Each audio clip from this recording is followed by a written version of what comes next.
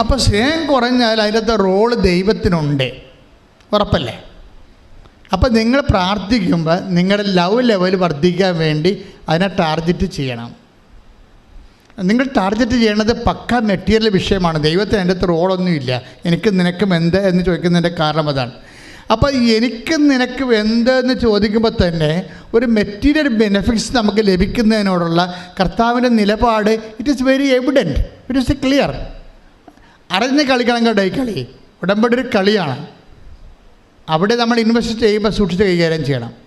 കാര്യം ഒരു material benefits മാത്രമാണ് ഉദ്ദേശിക്കണമെന്നുണ്ടെങ്കിൽ കർത്താവിൻ്റെ നിലപാട് എന്താണ്? Between us what is it, എനിക്കും നിനക്കും എന്ത്, പിന്നെ എന്താണ്, എൻ്റെ സമയം ഇനി സമഗതമായിട്ടില്ലല്ലോ. ഈ ഒരു പ്രശ്നത്തെയാണ് മറിയം ഓവർടേക്ക് ചെയ്യണത്. ഈ നമ്മൾ മറിയത്തെ വിളിക്കുന്ന ഒരു പേരുണ്ട്, എന്താണ്? ബോധജ്ഞാനത്തിൻ്റെ അതെന്താ കാര്യം? ഇവർ പരിശുദ്ധാത്മ ഫുൾ ഓഫ് ഗ്രേസ് അല്ലേ, ഇവർ കൃപ നിറഞ്ഞവളല്ലേ. അതുകൊണ്ട് കൃപ നിറഞ്ഞു കഴിഞ്ഞാൽ അതിൻ്റെ ജ്ഞാനം അറിയാൻ പറ്റും. ഇതിലെങ്ങനെയാണ്, ഇങ്ങനെ ഒരു വിഷയമുണ്ട്, അതിനെ എങ്ങനെയാണ് കൗൺട്രാക്ട് ചെയ്യണമെന്ന് അറിയാൻ പറ്റും. അതാണ് നമ്മൾ ജ്ഞാനപരം എന്ന് പറയണത്. അപ്പോൾ അവർ മാലാഖ തന്നെ അവരെ കാണുമ്പോൾ സമയത്ത് പറഞ്ഞത് എന്താണ്? Hail Mary full of grace, കൃപ നിറഞ്ഞവൾ. കൃപ നിറഞ്ഞാൽ തന്നെ അതിൻ്റെ അർത്ഥം ജ്ഞാനപരം അതിൻ്റെ സമൃദ്ധി നിൽക്കുകയാണ്. അപ്പം അതുകൊണ്ട് ഒരു ഇഷ്യൂ ഉണ്ടായപ്പോൾ എൻ്റെ പ്രോബ്ലം, വേറൊരു പ്രശ്നമുണ്ട്. ഞങ്ങളുമൊക്കെ നിങ്ങളോട് ജ്ഞാനപരത്തിലാണ് ഉപദേശം തരണത്. പക്ഷേ എന്താ പ്രശ്നം വെച്ച് കഴിഞ്ഞാൽ, ഇപ്പം ഞാൻ ചിലരോട് പറയും, പ്രശ്നമായ വഴക്കായ സാരമില്ല, നീ തന്നത്തെ ഇറങ്ങിപ്പോകുന്ന ആളല്ലേ, നീ മര്യാദയ്ക്ക് കഴിച്ചെല്ലാം പറയും. ഞാൻ എത്ര പറയത്തുള്ളൂ, പിന്നെ ആ ചാപ്റ്റർ ക്ലോസ് ചെയ്ത് കളയും. കാരണം അൾത്താറയിൽ 2 മിനിറ്റല്ലേ കിടത്തുള്ളൂ. അപ്പോൾ ഇവിടെ തന്നത്തെ ഇറങ്ങിപ്പോകാമെന്ന് എനിക്കറിയത്തില്ല. കർത്താവിനോട് പറയും ഇവിടെ തന്നത്തെ ഇറങ്ങിപ്പോകുന്നതാണ് വഴക്കുണ്ടാക്കിയത്. അപ്പോൾ അത് ഞാൻ പറയും, നീ തന്നത്തെ ഇറങ്ങിപ്പോയ ആളല്ലേ, നീ തന്നെ പോയിക്കൊള്ളാൻ പറയും, നീ തന്നെ റെസെറ്റ് ചെയ്യാൻ പറയും. പക്ഷേ ഇവിടെ ജന്മം കൊണ്ട് പോകത്തില്ല. കാര്യം ഇവർക്ക് ചമ്മലല്ലേ. അപ്പോൾ കാര്യം അമ്മായിയമ്മയും നാത്തനും മാത്രം കൂടി കാത്തിരിക്കണല്ല. ഇന്നലെ ചേർത്തല കോടതി അടിയുണ്ടായില്ലേ നത്തു പരതപ്പിന്. കാര്യം ഇവിടെ തന്നത്തെ ഇറങ്ങിപ്പോയതാണ്. അപ്പം നമ്മളവിടെ എളിമപ്പെടണം. എളിമപ്പെട്ടിട്ട് സോറി പറയാൻ ബാധ്യസ്ഥമാണ്. പക്ഷേ ഈ അഹങ്കാരം ഹുങ്ക് പിടിച്ച സാധനം ഈ ജന്മത്തെ സോറി പറയത്തില്ല. കാരണം മർക്കടം മുട്ടിയാണ്. കുരങ്ങിൻ്റെ പരിപാടി അതാണല്ല. അകത്ത് ശർക്കര പോയി കഴിഞ്ഞാൽ ആൾക്കാർ നമ്മളെ തല്ലിക്കൊല്ലാൻ വേണ്ടി വരുമ്പോഴും ആ ശർക്കര ഒന്നും വിടത്തില്ല ഒരിക്കലും. അതാണ് മർക്കടം മുട്ടി എന്ന് പറയണത്. പണ്ട് കുരങ്ങനെ പിടിക്കുന്ന പരിപാടി അങ്ങനെ ഇരുന്നില്ല. തൊണ്ണെന്ന് പറഞ്ഞതിൻ്റെ കരിക്ക് തുളച്ച് അതിൻ്റെ അകത്ത് ശർക്കര കൊണ്ടിട്ട് വെക്കും. അപ്പോൾ കുരങ്ങ് വന്ന് വെച്ച് ഇതിൻ്റെ അകത്ത് കൈയിടും. കൈയിട്ട് കഴിയുമ്പോൾ ശർക്കരക്കരി പിടിക്കും. അപ്പോഴേ പിടിക്കുന്ന സമയത്ത് ആൾക്കാർ കുരങ്ങനെ പിടിക്കാൻ വേണ്ടി കുരങ്ങ് രസായത്തിന് വടിയും കൊണ്ട് വരും. അപ്പോൾ പക്ഷേ കുരങ്ങ് വിട്ട് കൊടുക്കത്തില്ല. ആ ശർക്കരന്ന് വിടത്തില്ലവൻ. മര്യാദക്കാവും ബുദ്ധിപൂർവ്വം ഒരു വിവേകം ഉണ്ടെങ്കിൽ ആ കൈ വിട്ടാൽ ഊരിക്കൊണ്ട് പോകാൻ പറ്റും. പക്ഷേ പാവപ്പെട്ട വിടത്തില്ല. ഇങ്ങനെ മർക്കട മുട്ടിയോടുകൂടി തമ്മിൽ തല്ലി തലകീറി മക്കളെ വഴിയാധാരമാക്കി മരിച്ചുപോയ മനുഷ്യർ എന്തുമാത്രമാണ്. അതുകൊണ്ടാണ് അനുതാപം അവിടെ വരണത്. ഇത് ഒറ്റ നടക്ക് പോകത്തില്ലേ. അനുതാപം വരണ അവിടെയാണ്. ഈ വിഷയത്തിൽ നിനക്ക് അനുതാപം ഉണ്ടാകണമെന്ന് ദൈവം ആഗ്രഹിക്കുന്നുണ്ട്. ഞാൻ തോറ്റു കൊടുക്കത്തില്ല, ഞാൻ ഇങ്ങനെ പോകത്തില്ലെന്ന് നാട്ടുകാരോട് പറഞ്ഞു പോയി. ചില ആൾക്കാർ പറയും, ചില ആൾക്കാരെന്താ പറയണത്, അയ്യോ ഞാൻ നിരീശ്വരവാദിയായിട്ട് എല്ലാവരോടും പറഞ്ഞു പോയി. ഒരു സ്റ്റൈലിന് പറഞ്ഞതാണ്. ഇപ്പം മർക്കട മുട്ടിയായിപ്പോയി. അകത്ത് പോയി ഇപ്പം ദൈവമുണ്ടെന്ന് ഉള്ളിരുന്ന് പറഞ്ഞെങ്കിലും പുറത്ത് പറയാൻ നാണക്കേടാണ്. ഓരോ കുരങ്ങന്മാർ പോയി അകപ്പെടണ കണ്ടില്ലേ. എന്ന് കഴിഞ്ഞാൽ അവർ ആദ്യമേ സ്റ്റൈലിന് സ്റ്റാൻഡേർഡിനും വേണ്ടി നാട്ടുകാരുടെ മുമ്പിൽ കൂട്ടുകാരുടെ മുമ്പിൽ പേരെടുക്കാൻ വേണ്ടി നിരീശ്വരവാദിയായിട്ട് സ്വയം ആ കുപ്പായം എടുത്തിട്ട് ഇനി ജന്മം വരെ നീ അതിൻ്റെ തടവറയിലാണ്, നീ രക്ഷപ്പെടത്തില്ല. എന്താ കാര്യം? നിന്നെ രക്ഷപ്പെടുത്തേണ്ട കാലത്ത് ഇവനെ നിരീശ്വരവാദിയാക്കിയിട്ട് അവൻ വീട്ടിൽ കെട്ടിയിടുന്ന വിളിച്ചുള്ള കൂട്ടുകാരുണ്ട്. അവൻ്റെ അപ്പനും അമ്മയും പോലും അതിനെക്കുറിച്ച് വിമർശിക്കുകയില്ല. അവൻ്റെ വഴി. ഇപ്പം എൻ്റെ ഒരു സിനിമാ നടൻ മരിച്ചില്ലേ, അയാളെന്താ പറഞ്ഞത്? മക്കളോട് പറഞ്ഞത്, നിങ്ങൾക്ക് ഇഷ്ടമുള്ള ദൈവത്തെ വിശ്വസിക്കാം. അയാളുടെ ദൈവത്തെക്കുറിച്ച് വിശ്വാസത്തിന് അയാൾക്ക് ക്ലിയറൻസ് ഇല്ല. സ്വന്തം ദൈവത്തെക്കുറിച്ച് ക്ലിയറൻസ് ഇല്ല എന്നുണ്ടെങ്കിൽ പിന്നെ എന്ത് ചെയ്യാൻ പറ്റും? ഇതുപോലെ എല്ലാ ദുരന്തങ്ങളും, ഇതൊരു ആധ്യാത്മികമായ ദുരന്തമാണ്. വ്യക്തതയില്ലാതെ ജീവിതത്തിലെ അവസാനം വരെ പോണത്. ഇനി വ്യക്തത ഉണ്ടായതിന് ശേഷവും നിൻ്റെ കാര്യം കണ്ടതിന് ശേഷവും നാട്ടുകാരുടെ കണ്ണിപ്പൊഴിടാൻ വേണ്ടി നീ പഴയ വേഷം കെട്ടും, നീ വിശ്വാസം ഉപേക്ഷിക്കുകയും ചെയ്യും. അതും ദൈവത്തിന് നേരത്തെ അറിയാം. ഉടമ്പടിക്കാലത്തൊരു വേഷം കെട്ടുകയാണിത്. അതിനുശേഷം ക്രിസ്തുവിൻ്റെയും ക്രിസ്തുവിൻ്റെ ചൈതന്യത്തെയും ജീവിതത്തെയും സാക്ഷ്യത്തെയും നീ ഉപേക്ഷിക്കുമെന്ന് ക്രിസ്തുവിന് നേരത്തെ അറിയാം. നിങ്ങളെ ഇത് ഈ തീക്കൊള്ളി കൊണ്ട് നമ്മൾ തൊട്ടാൽ പൊള്ളുന്ന കാര്യം വ്യക്തമാണ്. സത്യമായ ഒരു വിഷയത്തോട് നിങ്ങൾ ഇടപെടുമ്പോൾ നിങ്ങളുടെ മനസ്സിലിരിപ്പ് ദൈവത്തിനറിയാം. അതുകൊണ്ട് നിങ്ങൾ ആദ്യമേ തന്നെ ഒരു ധാരണയിലെത്തണം നല്ലതാണ്. ക്രിസ്തുവേ, ഉടമ്പടിക്കാലം കഴിഞ്ഞാലും അങ്ങയുടെ ചൈതന്യത്തിൽ ഞാൻ ജീവിക്കും. നാട്ടുകാരെ ബോധിപ്പിക്കാനല്ലെങ്കിലും അങ്ങയുടെ ചൈതന്യത്തിൽ ഞാൻ ജീവിക്കും. പല ആൾക്കാരും ഇന്ന് അവരുടെ അവിശ്വാസം നിലനിർത്തുന്നത് നാട്ടുകാരെ ബോധിപ്പിക്കാനാണ്. ഇപ്പം എന്നെ പള്ളിയിൽ അടക്കണ്ട എന്നൊക്കെ ഒരു സമയത്ത് സ്റ്റൈൽ ആൻഡ് സ്റ്റാൻഡേർഡായിട്ട് എന്തുമാത്രം മനുഷ്യർ പറയും. അങ്ങനെ പറയുമ്പോൾ അവർ ഉദ്ദേശിക്കണ എന്താ? ഒന്നെങ്കിൽ അവർ സാഹിത്യകാരന്മാരായിരിക്കും, അല്ലെങ്കിൽ അവർ രാഷ്ട്രീയക്കാരായിരിക്കും, അല്ലെങ്കിൽ അവർ സിനിമ നടന്മാരായിരിക്കും. എന്നാൽ ബഹുജനങ്ങളുടെ പിന്തുണ വേണമെന്ന് ആഗ്രഹിക്കുന്നവരായിരിക്കും. എനിക്ക് ഈ വിശ്വാസ സമൂഹത്തിൻ്റെ പിന്തുണ മാത്രം പോരാ, എനിക്ക് ബഹുജനങ്ങളുടെ മുഴുവൻ പിന്തുണ വേണമെന്ന് ഉദ്ദേശിക്കുന്നവർ എന്തു ചെയ്യും? ആദ്യത്തെ അവർക്ക് തള്ളി പറയാൻ പറ്റുന്നത് ദൈവത്തെയാണ്. ദൈവത്തെ തള്ളി പറഞ്ഞുകൊണ്ട് ന്യൂട്രലായിട്ട് നിൽക്കും. സിനിമ നടന്മാരൊക്കെ ന്യൂട്രലായിട്ട് നിൽക്കുന്നവരുണ്ട്. അവിടെ ഉള്ളിൽ വിശ്വാസമുണ്ട്, പക്ഷേ തള്ളി പറഞ്ഞാൽ പടം കിട്ടത്തില്ല. അതുകൊണ്ട് അവരവിടെ നിൽക്കും. പാട്ടുകാരങ്ങനെ ഉണ്ട്, അതുപോലെ തന്നെ രാഷ്ട്രീയക്കാരങ്ങനെ ഉണ്ട്, ന്യൂട്രലായിട്ട് നിൽക്കും അവർ. ക്രിസ്തുവിന് ഏറ്റവും പറയുന്ന ഒരു മനുഷ്യൻ്റെ ദുരന്തത്തിൽ, ആധ്യാത്മിക ദുരന്തത്തിൻ്റെ ഏറ്റവും വലുത് ക്രിസ്തുവിനെ അവന് പ്രഘോഷിക്കാൻ പറ്റാത്തൊരവസ്ഥ അവൻ തന്നെ സൃഷ്ടിക്കുന്നതാണ്. പ്രശ്നമെന്ന് പറയണത് ഈ സൽപ്രവൃത്തികളുടെയും നീതീകരണത്തിൻ്റെയൊക്കെ ഒരു വിഷയമെന്ന് പറയണത് ഇത് ഏതെങ്കിലും ഒക്കേഷനിൽ ചെയ്തു വരണ സംഭവമല്ല. ഇത് നിത്യത വരെ ചെയ്തുകൊണ്ട് പോകുന്ന കാര്യമാണ്. ഇത് ഓൺഗോയിങ് ജസ്റ്റിഫിക്കേഷൻ എന്ന് പറയും. എന്ന് വെച്ച് കഴിഞ്ഞാൽ ഒരു തുടർ നീതീകരണ പ്രക്രിയ. അതെന്തും പറയുകയാണ്, എവിടെയാണ് ഇത്? നമുക്ക് IELTS പാസ്സായ പോരാ, കാനഡയിൽ പോകാനേ പറ്റത്തുള്ളൂ. കാനഡ കഴിഞ്ഞ രാജ്യങ്ങളുണ്ട്, അതിൻ്റെ പേര് ദൈവരാജ്യം എന്നാണ്. സത്യമായ ദൈവത്തെ കണ്ടെത്തിയ മനുഷ്യർ അവസാനത്തെ നീതീകരണം കിട്ടുന്നത് എപ്പോഴാണ്? നമ്മൾ പറഞ്ഞ 25-34 തൊട്ട് വചനങ്ങളിലാണ്. അതാ 25:34. അനന്തരം രാജാവ് തന്റെ വലതുഭാഗത്തുള്ളവരോട് അരുളി ചെയ്യും, എന്റെ പിതാവിനാൽ അനുഗ്രഹിക്കപ്പെട്ടവരെ, വരുവിൻ. ലോകസ്ഥാപനം മുതൽ നിങ്ങൾക്കായി സജ്ജമാക്കിയിരിക്കുന്ന രാജ്യം അവകാശപ്പെടുത്തുവിൻ. എന്തെന്നാൽ ഇതാണ് ലാസ്റ്റ് ജസ്റ്റിഫിക്കേഷൻ. നിങ്ങൾക്കായി ഒരുക്കിയിരിക്കുന്ന രാജ്യം അവകാശപ്പെടുത്താൻ പറയണത് വരെ we are in the process of justification. നീതികണ്ഠത്തിൻ്റെ പ്രോസസ്സാണ്. അച്ഛൻ എന്താ ഇങ്ങനെ പറയണമെന്ന് ചോദിച്ചു കഴിഞ്ഞാൽ, നിങ്ങളൊരു ഒക്കേഷണൽ ജസ്റ്റിഫിക്കേഷന് വേണ്ടി കുറച്ച് സൽപ്രവർത്തികൾ ഇപ്പം ചെയ്യുകയാണ്. ഇതിനകത്ത് വരുന്നവർ ഇതുകൊണ്ട് ഉടമ്പടി ലാഗ് ചെയ്യണതിൻ്റെ കാരണം, ഒന്ന്, നിങ്ങൾ ഇതുകൊണ്ട് അവസാനിപ്പിക്കാൻ പോകുന്ന ദൈവത്തിന് അറിയാം. രണ്ട്, നിങ്ങളിത് ചെയ്യണ ദൈവസ്നേഹത്തോടെ അല്ല. അപ്പോൾ പിന്നെ ഇത് ഓവർകം ചെയ്യാനുള്ള മാർഗം എന്താണ്? ദൈവത്തോട് നേരത്തെ മുൻകൂർ ജാമ്യം പറയണം. ഞാൻ ഇതുകൊണ്ട് ക്രിസ്തീയ ജീവിതം അവസാനിപ്പിക്കത്തില്ല, ഞാൻ ദൈവസ്നേഹത്തോട് മാത്രമേ എൻ്റെ ജീവിതം ചെയ്യത്തുള്ളൂ. പക്ഷേ ഇങ്ങനെ നൗ ആൻഡ് ദെൻ ആയിട്ടൊരു വ്യക്തിക്ക് അത് ഐഡിയലല്ല. നൗ ആൻഡ് ദെൻ, അപ്പോഴും ഇപ്പോഴൊക്കെ ആയിട്ട് കുറച്ച് സൽപ്രവർത്തികൾ ചെയ്ത് അത് ഫങ്ഷനായിട്ട് മാറ്റാം. പക്ഷേ മിഷനായിട്ടാണ് ഇത് വരേണ്ടത്. എന്താ കാര്യം വെച്ച് കഴിഞ്ഞാൽ, നാം ഇപ്പോൾ ക്രിസ്തീയ ജീവിതം നമുക്കറിയില്ല, അബൈഡിങ് ലവ്.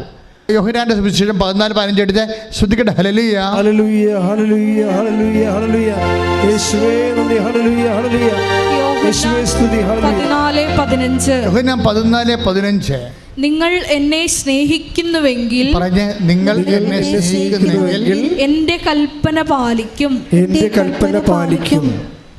അടുത്ത വചനം വായിച്ചേ. ഞാൻ പിതാവിനോട് അപേക്ഷിക്കുകയും എന്നേക്കും നിങ്ങളോട് കൂടെ ആയിരിക്കാൻ മറ്റൊരു സഹായകനെ അവിടുന്ന് നിങ്ങൾക്ക് തരികയും ചെയ്യും. അപ്പോൾ ഒന്ന്, ഈ കാര്യങ്ങളെല്ലാം 14-15 അനുസരിച്ചാണ് ചെയ്യേണ്ടത്. എന്താണ്? ദൈവസ്നേഹത്തോടെയാണ് ചെയ്യേണ്ടത്. അങ്ങനെ ദൈവസ്നേഹത്തോട് ചെയ്തു കഴിഞ്ഞാൽ ക്രിസ്തു നമ്മളിൽ വസിക്കുന്നത് അവൻ്റെ ആത്മാവോട് കൂടിയായിരിക്കുമെന്നാണ് കർത്താവിൻ്റെ വെളിപ്പെടുത്തൽ, വചനത്തിൻ്റെ വെളിപ്പെടുത്തൽ. അച്ഛൻ്റെ ഈ ലൈൻസ് എല്ലാം ഓർത്താണ് നിങ്ങളെ ഈ ഉടമ്പടിയുടെ കൃപാവര പ്രവൃത്തികൾ ചെയ്യുന്നെങ്കിൽ ടൈം ഷോർട്ടാവും. നിങ്ങളുടെ ഉടമ്പടിയിൽ നമുക്ക് ഉടമ്പടിയുടെ സ്വാഭാവിക സാധ്യതയാണ് ടൈം ഷോർട്ടണിങ്. ടൈം ഷോർട്ടണിങ് ചില ആൾക്കാർക്ക് സംഭവിക്കാത്തതിൻ്റെ കാരണം, ഇപ്പോൾ ഈ ദിവസങ്ങളിൽ കേട്ട നല്ല സാക്ഷ്യങ്ങളൊന്ന് ജിനിയുടെ സാക്ഷ്യമാണ്. ജിനിയുടെ വിഷയം നിങ്ങൾക്കറിയാമല്ലോ. ജിനി ആ വിഷയത്തെ എങ്ങനെയാണ് കൗൺട്രാക്ട് ചെയ്യണം നോക്കണം. അതായത് ജിനിയുടെ വിഷയം എന്താ, ആ സാക്ഷ്യം ഒന്ന് കേൾക്കണം കേട്ടോ. അതായത് അവരുടെ എൻഡോമെട്രിസ് എന്ന് പറഞ്ഞ രോഗം അവർക്ക്, അതായത് ഈ കുടലുകളും അതുപോലെ തന്നെ അണ്ഡാശയത്തിൽ സിസ്റ്റ് വളരുന്നു. അപ്പോൾ ഭയങ്കര വല്ലാത്ത വേദനയാണ്, അപ്പോൾ സഹിക്കാനാവാത്ത വേദന. അപ്പോൾ അത് ഹോസ്പിറ്റലിൽ പോകുന്നു, അത് ഓപ്പറേറ്റ് ചെയ്ത് കളയുന്നു. അപ്പോൾ വേദന മാറുമെന്ന് വിചാരിച്ചെങ്കിലും വേദന മാറുന്നില്ല, വേദന പിന്നെ ഇരട്ടിയാകും. അത് പിന്നെ കുറേ നാൾ വേറെ ഹോസ്പിറ്റലിൽ പോകും. അപ്പോഴവർ സ്കാൻ ചെയ്യുമ്പോൾ ഈ സിസ്റ്റും ഗർഭപാത്രവും ചെറുകുടലും എല്ലാം കൂടി ഒട്ടിയിരിക്കുക. അതാണ് ആ വേദന ഇരട്ടിയായത്. അപ്പോൾ അതിനു വേണ്ടി പിന്നീട് ഒരു ഓപ്പറേഷൻ ചെയ്യും. എന്നിട്ട് ഈ കുടലുകളെല്ലാം, കുടലും ഗർഭപാത്രവും അതുപോലെ തന്നെ സിസ്റ്റും ഉള്ള ഗർഭനാളി എല്ലാം മാറ്റും. എല്ലാം മാറ്റുകയല്ല, എല്ലാം വേർപെടുത്തും. പിന്നെയും കുറേ നാളിങ്ങനെ കുറച്ച് ദിവസം കഴിഞ്ഞ് പിന്നെയും വേദന വരും. വേദന പിന്നെയും കൂടി അപ്പോഴും സഹിക്കാൻ പറ്റാത്ത ഹോസ്പിറ്റലിലാക്കും. പിന്നെ ഒരിക്കലും കൂടി ഓപ്പറേറ്റ് ചെയ്യും. പിന്നെ ഓപ്പറേറ്റ് ചെയ്ത് പിന്നെയും ഒട്ടിയിരിക്കുന്ന കുടൽ മാറ്റും. ഒന്ന് എനിക്ക് ഒരു വ്യക്തിയുടെ വയറിലാണ് ഇതൊക്കെ ചെയ്യണതേ. മാറ്റിയെങ്കിൽ പിന്നെയും അതുപോലെ തന്നെ കുറച്ച് കഴിയുമ്പോൾ പിന്നെ വേദന മാറത്തില്ല. പിന്നെ വേദന മാറാതെ അവർ പിന്നെ ആശുപത്രി പിന്നെ ഒരു 6 മാസം മാറുകയാണ്. പിന്നെ ആശുപത്രി മാറും, അപ്പോൾ വേറൊരു ആശുപത്രി പോകും. ആ ആശുപത്രി പോയി കഴിയുമ്പോൾ അവർ പറയും ഇതിങ്ങനെ നമ്മളിങ്ങനെ ഓപ്പറേറ്റ് ചെയ്ത് പിന്നെ കുടലും ഒട്ടിയിരിക്കണത് മാറ്റി പിന്നെ തുന്നിക്കെട്ടി പിന്നെയും പുറത്ത് വേദന മാറുന്നില്ല, പിന്നെ ഓപ്പറേറ്റ് ചെയ്ത് കുടലൊട്ടിരിക്കണ മാറ്റി, ഇങ്ങനെ പോയാൽ എന്ത് ചെയ്യും, ഇത് മൊത്തം മാറ്റാമെന്ന് പറയും. അങ്ങനെ ഓപ്പറേറ്റ് വേറൊരു ആശുപത്രി ഓപ്പറേറ്റ് ചെയ്തിട്ട് കുടൽ ഗർഭപാത്രം മാറ്റും, അതുപോലെ തന്നെ ഓവറി മാറ്റും, ഇങ്ങനെ എല്ലാം മാറ്റി അപ്പോൾ ഇനി കുഴപ്പമില്ലല്ലോ. പക്ഷെ അതെല്ലാം വയറ്റിലുണ്ടായിരുന്ന സംഭവം അവർ പറഞ്ഞ വയറ്റിലുണ്ടായിരുന്ന അങ്ങനെ എല്ലാ സാധനവും മാറ്റിയെന്ന്. വേദന വരുമെന്ന് തോന്നണ എല്ലാ സാധനവും മാറ്റിയവർ മാറ്റിയിട്ട് പിന്നെയും 3 ആഴ്ച കഴിയുമ്പോൾ പിന്നെയും പഴയതിനേക്കാൾ ഇരട്ടി വേദനയാകും. അപ്പോൾ അതിനേക്കാൾ ഇരട്ടി വേദനയാകും. അപ്പോൾ പിന്നീട് ഡോക്ടർമാർ പറഞ്ഞു ഇനി ഈ പണിയും പറഞ്ഞുകൊണ്ട് വരരുത്, ഇവിടെ ചെയ്യാനുള്ള എല്ലാം ചെയ്തിട്ടുണ്ടെന്ന് പറയും. പിന്നീട് മാറി അപ്പോൾ 4 കൊല്ലമാണ് 14 ആശുപത്രി പോയി 4 കൊല്ലമാണ് ചിലവഴിക്കണത്. ഈ 4 കൊല്ലം 14 ആശുപത്രി പോയിട്ട് അവസാനം വേദന ബാക്കി അവയവങ്ങളൊക്കെ വരുന്ന മാറുകയാണ്. പക്ഷെ അതുകൊണ്ട് വേദന പരിഹരിക്കാൻ പറ്റണില്ല. അപ്പോൾ ആരോട് പറഞ്ഞ് കൃപാസനത്തിൽ പോയാൽ പരിഹരിക്കുമെന്ന് പറഞ്ഞു, വേദന മാറുമെന്ന്. അപ്പോൾ അവരതിന് പറഞ്ഞ വാക്ക്, എനിക്ക് മാതാവിൽ വിശ്വാസമുണ്ട് പക്ഷെ കൃപാസനത്തിലൊന്നും വിശ്വാസമില്ലെന്ന്. മാതാവിൽ വിശ്വാസമുണ്ട് പക്ഷെ അതിനിപ്പോൾ കൃപാസനത്തിൽ പോകണമെന്ന് നിർബന്ധമില്ലല്ലോ. നമ്മുടെ വീട്ടിലും നമ്മുടെ നാട്ടിലും മാതാവ് ഉണ്ടല്ലോ, അത് കറക്റ്റാണ്, റീസണബിളായിട്ട് ശരിയാണത്, യുക്തിപരമായിട്ട് ശരിയല്ലേ. അപ്പോഴെങ്കിലും പിന്നെ സഹിക്കാനാവാതെ വന്നപ്പോൾ അവരിവിടെ വന്ന് അവർ പറയണത് എനിക്ക് കയറി മോളിപ്പോയി ഉടമ്പടി എടുക്കാനൊന്നും പറ്റത്തില്ല, കാര്യം എൻ്റെ അവയവങ്ങളൊക്കെ വലിച്ച് പിടിക്കുകയല്ലേ, വേദനയല്ലേ. അത് കാരണം ഞാനീ മരത്തെ ചാരി നിന്നിട്ട് നമുക്ക് വീട്ടിൽ പോകാമെന്ന് ഹസ്ബൻഡിനോട് പറഞ്ഞു. അപ്പോൾ ഹസ്ബൻഡ് പറഞ്ഞു ഈ വീട്ടിൽ പോയിട്ട് എന്ത് ചെയ്യാണ്, അല്ല ഇവിടം വരെ വന്നില്ലേ, നമുക്ക് ഉടമ്പടി എടുത്തിട്ട് പോകാമെന്ന് പറഞ്ഞ്. അപ്പോൾ ഉടനെ ഒരു ഉടമ്പടി എടുത്ത് വീട്ടിൽ പോയെങ്കിലും വേദന പിന്നെ വൈകുന്നേരം വന്ന്. അപ്പോഴന്ന് ആദ്യമായിട്ട് അവൾ മാതാവിനോട് സംസാരിച്ച്, അമ്മേ എല്ലാവരും പറയണ കൃപാസനം ചവിട്ടിയ വേദന മാറുമെന്ന്, ഞാനും കൃപാസനം ചവിട്ടി ഉടമ്പടിയും എടുത്ത് എൻ്റെ വേദന എന്താ നീ മാറ്റാത്തതെന്ന് ഞാൻ ചോദിച്ചു. അപ്പോൾ എൻ്റെ വേദന മാറി. പക്ഷെ ഒരു പ്രശ്നമുണ്ട്. 2 ദിവസം കഴിഞ്ഞപ്പോൾ പിന്നെയും വേദന തിരിച്ചു വന്ന്. 2 ദിവസം വന്ന് കഴിഞ്ഞപ്പോൾ പിന്നെയും വേദന തിരിച്ചു വരും. അപ്പോഴിവൾ മാതാവിനോട് സംസാരിക്കാൻ പഠിച്ചില്ലേ? പറഞ്ഞു, അമ്മേ എനിക്കിപ്പോൾ മനസ്സിലായി, നിന്നോട് സംസാരിച്ച വേദന നീ മാറ്റുമെന്ന്. അത് ഞാൻ അനുഭവിച്ച 4 വർഷത്തിനുള്ളിൽ ആദ്യമായിട്ടാണ് ഞാൻ ഉറങ്ങണത്. അവൾക്കറിയാമല്ല 4 വർഷം എന്താണ് സംഭവിച്ചതെന്നുള്ളത്. അതിൽ ഉറങ്ങണം. അപ്പം അമ്മേ നിനക്കറിയാം എൻ്റെ വേദന മാറ്റാനറിയാം, പക്ഷേ എനിക്ക് പിന്നെ വന്നത് എന്താണ്, എനിക്ക് സഹിക്കാൻ പറ്റണില്ല എന്ന് പറയും. അപ്പോൾ മനസ്സിൽ അമ്മ ഇവരോട് പറയും, നീ എല്ലാവരോടും പറഞ്ഞില്ലേ സാക്ഷ്യം പറയാമെന്ന്, എന്നോട് നീ പറഞ്ഞില്ലല്ലോ സാക്ഷ്യം പറയാമെന്ന്. അത് കേൾക്കണം, നമുക്ക് അറിഞ്ഞു പോകും വാസ്തുതലേ. അത് ശരിയാണ്. അത് കേൾക്കുമ്പോൾ ഫീൽ ചെയ്ത് നമുക്ക് മനസ്സിലാവും, എൻ്റെ ഫീലിംഗ് ലെവൽ ഭയങ്കരമാണ്. എല്ലാവരോടും നീ പറഞ്ഞു ചുറ്റും നടന്ന് ഞാൻ സാക്ഷ്യം പറയാമെന്ന്, പക്ഷെ നീ എന്നോട് പറഞ്ഞില്ല സാക്ഷ്യം പറയാമെന്ന്. അപ്പോൾ ഇവള് പറഞ്ഞു, ഞാൻ നിന്നോട് പറഞ്ഞിരിക്കണം ഞാൻ സത്യമായിട്ട് സാക്ഷ്യം പറയാമെന്ന്. ആ സെക്കൻഡ് വേദന പോകും.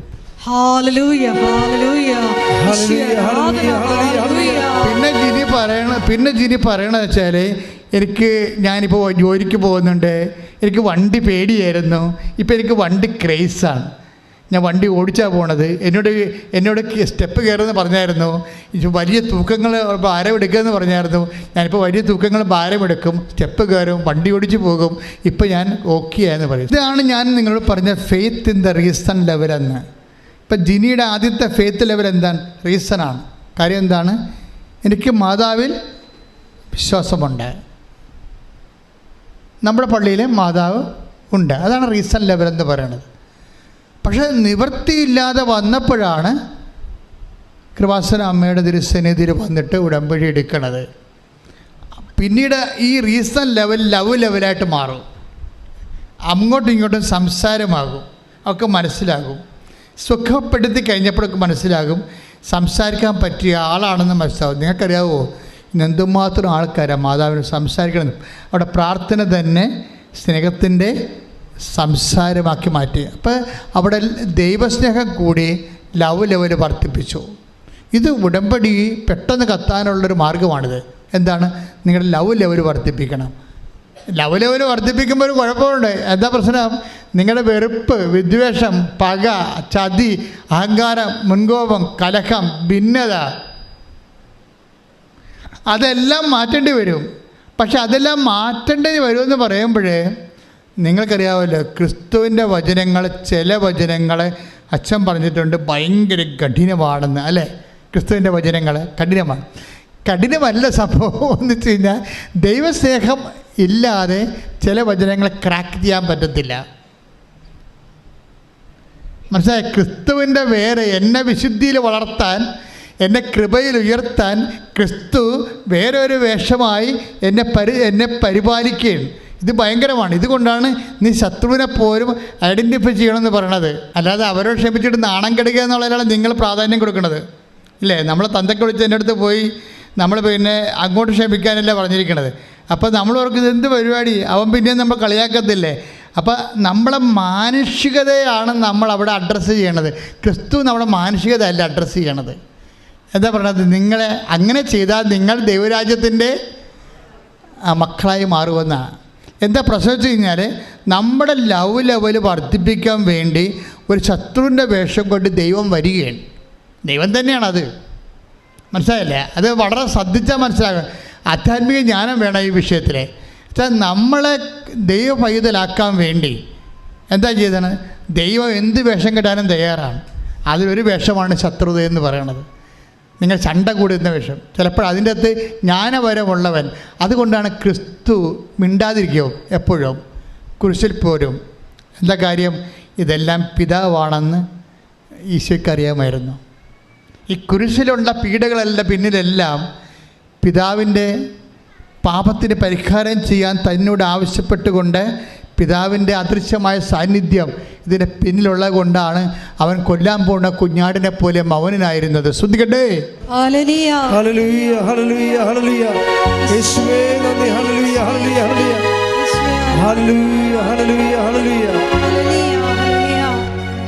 പരിശുദ്ധ പരമ ദിവ്യകാരുണ്യത്തിന് ആരാധനയും സ്തുതിയും പുകഴ്ചയും ഉണ്ടായിരിക്കട്ടെ. എന്താണ് ഇങ്ങനെ പറയാൻ കാരണമെന്ന് ചോദിച്ചു കഴിഞ്ഞാൽ, അതിൻ്റെ കാരണം എന്താണ്?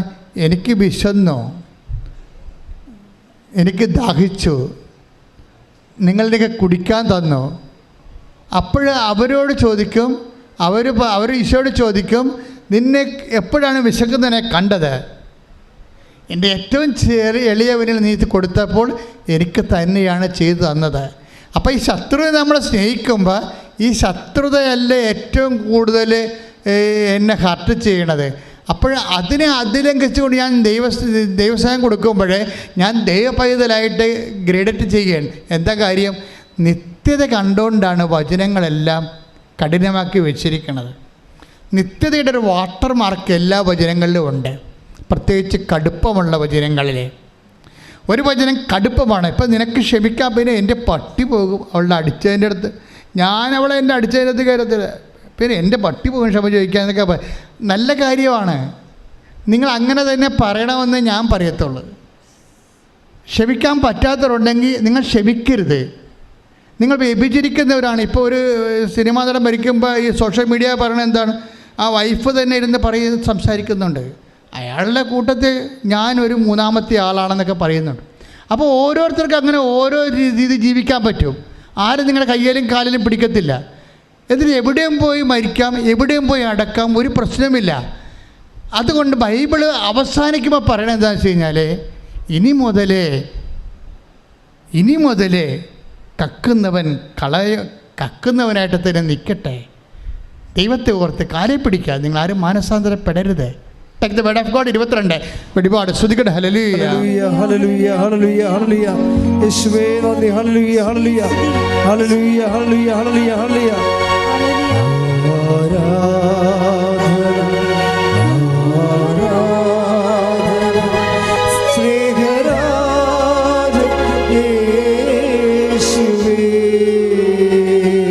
വെളിപാട് 22:11.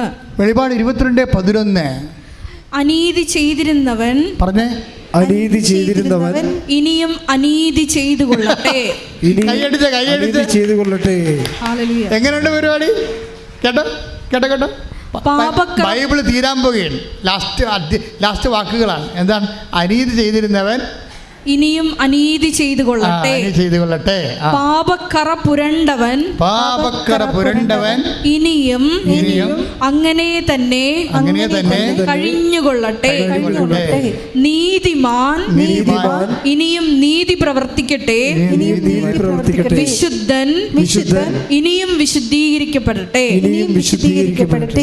ലാസ്റ്റ് സമയത്തിൻ്റെ അവസാനം ആരെയും മാനസാന്തരയ്ക്ക് വിളിക്കാത്ത ലോകത്തിലെ ഒരേ ഒരു പുസ്തകമാണ് ബൈബിൾ. എന്താ കാര്യം വെച്ച് കഴിഞ്ഞാൽ, കുറേ പേര് ബ്രാൻഡഡ് ആയിരിക്കുകയാണ്. അവൻ മാനസാന്തരപ്പെടാൻ ദൈവം ആഗ്രഹിക്കുന്നില്ല. കാര്യം അത് വരപ്രസാദമാണ്. മാനസാന്തരം ദൈവം നിങ്ങൾക്ക് നൽകുന്ന മനസ്സലിവാണ്. കഠിനമായ മനസ്സുള്ളവർ കഠിനമായിട്ട് തന്നെ പോകട്ടെ എന്ന് പറയും. കഠിനമല്ലാതെ മനസ്സലിവുള്ളവനായി നിൽക്കട്ടെ, ഇനി സമയമില്ലെന്ന് പറയും. എല്ലാ മനുഷ്യരുടെ മുന്നിൽ ഈ സമയമില്ലാത്തൊരു സമയം വന്നിട്ട് പറയും, don't repeat, don't contrite, don't have contrition, don't repent. എന്നെയും നിൻ്റെയും മുഖത്ത് നോക്കി ദൈവം എന്നെങ്കിലും ഇനി മാനസാന്തരപ്പെടരുതെന്ന് പറഞ്ഞാൽ ഒരു തീരുമാനമാകും. അപ്പോഴേ ഇതൊരു സമയമാണ്. മാനസാന്തരം ഒരു സമയമാണ്. ഹൃദയത്തിൻ്റെ അലിവ് ഞാൻ എപ്പോഴും ഓർക്കുകയും, ഒരു പുരോഹിതൻ ബൈബിളിൽ കഥ പറയുമ്പോൾ കർത്താവ് അതിൻ്റെ അകത്ത്, ഞാൻ പറഞ്ഞില്ല, നിത്യതയുടെ വാട്ടർ മാർക്കിനെ വെക്കും. നിത്യതയുടെ ഒരു ജലമുദ്ര വെച്ചിട്ടാണ് ബൈബിൾ ചെയ്തിരിക്കുന്നത്. ഇപ്പോൾ ഓരോ കഥ പറയുമ്പോഴും അതിൻ്റെ അകത്ത് ഈ നിത്യതയുടെ വാട്ടർ മാർക്ക് കാണാം. എന്താ പറയണത്? ഒരു മനുഷ്യൻ ചോദിച്ചു, നിത്യജീവൻ പ്രാപിക്കാൻ ഞാൻ എന്ത് ചെയ്യണം? അപ്പോൾ ഈശോ പറഞ്ഞു, നിയമത്തിൽ എന്താണ് എഴുതിയിരിക്കണത്? അപ്പോൾ അവരെന്ത് പറയും? എല്ലാത്തിനേക്കാളും ഒരു ദൈവത്തെ സ്നേഹിക്കുക, നിന്നെപ്പോലും നിൻ്റെ അയൽക്കാരനെ സ്നേഹിക്കുക. എന്നാൽ നീ പോയി അതുപോലെ ചെയ്യുക. അപ്പം അവൻ തിരിച്ചു ചോദിക്കും, ആരാണ് എൻ്റെ അയൽക്കാരൻ? അപ്പോൾ ഈശോ പറയും, ഒരു മനുഷ്യൻ ജെറുസലേമിൽ നിന്ന് ജെറിക്കോയിലേക്ക് പോകുകയായിരുന്നു. കള്ളന്മാരുടെ കൈ അകപ്പെട്ടു. അവൻ്റെ വസ്തുവകൾ അടിച്ചു മാറ്റിയിട്ട് അവനെ മൃതപ്രായനായിട്ട് വഴി തള്ളി. ആ വഴിക്കൊരു ലേവായം പോയി, ആ വഴിക്കൊരു പുരോഹിതൻ പോയി. രണ്ട് കക്ഷികളും ആൾത്താരയുമായിട്ട് ബന്ധപ്പെട്ട പാർട്ടിയാണ്. ലേവായനായാലും ശരി, അവരിൽ നിന്നാണ് പുരോഹിതനുണ്ടാകുന്നത്. അപ്പോൾ ഈ കർത്താവിനോട് അടുത്ത ശുശ്രൂഷ ചെയ്യുന്ന രണ്ട് കക്ഷികളെ ഈശോ കഥയിൽ കൊണ്ടുവരികയാണ്. എന്നിട്ട് കർത്താവുമായിട്ട് ഒരു അടുപ്പമില്ലാത്ത ഒരു സമറിയാക്കാരനെ കൊണ്ടുവരും. വ്യത്യാസം എന്താണെന്ന് ചോദിച്ചു കഴിഞ്ഞാൽ, ഈ രണ്ട് കക്ഷികളും എണ്ണയുമായിട്ട് കൈകാര്യം ചെയ്യുന്ന ആൾക്കാരാണ്. പുരോഹിതൻ എണ്ണയുമായിട്ട് കൈകാര്യം ചെയ്യുന്ന സദോക്ക് പുരോഹിതനാണ് സോളമനെ എണ്ണ ഒഴിച്ച് വാഴിച്ച ആളാണ്. പുരോഹിതന് എണ്ണ കൈകാര്യം ചെയ്യേണ്ട ആളാണ്. ലെവയ പുരോഹിതനും അൽത്താറ എണ്ണ കൈകാര്യം ചെയ്യുന്ന ആളാണ്. പക്ഷേ ഈ രണ്ട് കക്ഷികളുടെ എണ്ണയില്ല. ഇനി ദൈവവുമായിട്ട് ബന്ധമില്ലാത്തൊരു മനുഷ്യൻ എണ്ണയും കൊണ്ട് വരുന്നുണ്ട്. അവൻ്റെ പേരെന്താണ്? സമറിയക്കാരൻ. അവൻ ഇവനെ കണ്ടു, അടുത്ത് ചെന്നു എന്ന് ബൈബിൾ എന്നിട്ട് പറയും, അവൻ്റെ മനസ്സലിഞ്ഞു വന്നു. ശ്രദ്ധിക്കട്ടെ. ഹല്ലേലൂയ, ഹല്ലേലൂയ, ഹല്ലേലൂയ. യേശുവേ ആരാധന. ലൂക്ക 10:33. എന്നാൽ ഒരു സമരിയാക്കാരൻ യാത്രാമധ്യേ അവൻ കിടന്ന സ്ഥലത്ത് വന്നു. അവനെ കണ്ട് മനസ്സലിഞ്ഞ് അടുത്തു ചെന്ന് എണ്ണയും വീഞ്ഞും ഒഴിച്ച് അവന്റെ മുറിവുകൾ വച്ചുകെട്ടി തന്റെ കഴുതയുടെ പുറത്ത് കയറ്റി ഒരു സത്രത്തിൽ കൊണ്ടുചെന്ന് പരിചരിച്ചു. ലൂക്കാസ് സുവിശേഷം 10:33. എന്താണ്? അവൻ്റെ അടുത്ത് ചെന്ന് മനസ്സലിഞ്ഞു വന്നു. എൻ്റെ മക്കളെ, ഉടമ്പടി എടുത്തുകൊണ്ട് നിങ്ങൾ രോഗികളെ കാണുന്നു, പക്ഷെ മനസ്സറിയാതെ കാണാൻ പറ്റും. മനസ്സിലായില്ലേ?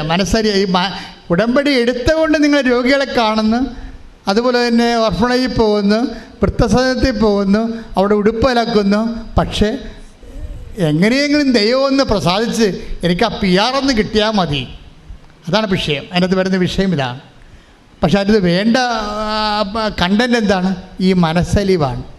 പ്രാർത്ഥിക്കുക, കർത്താവേ എനിക്ക് ഉടമ്പടി പ്രകാരം ദൈവസ്നേഹത്തോടെ എല്ലാ ദീനക്കാരിലും അങ്ങേ കാണുമ്പോൾ മനസ്സലിയാൻ എന്നെ സഹായിക്കണം.